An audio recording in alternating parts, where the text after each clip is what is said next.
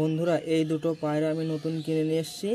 এই দুটো পায়রা জোড়া নিতে একটু সময় নিচ্ছিল, সেই জন্য এই দুটো পায়রাকে জোড়া দেওয়ার জন্য আজকে আমি এই পায়রা দুটোকে একটা খোপের মধ্যে রেখে একটা কাঠের টুকরো দিয়ে দরজাটা বন্ধ করে দেবো।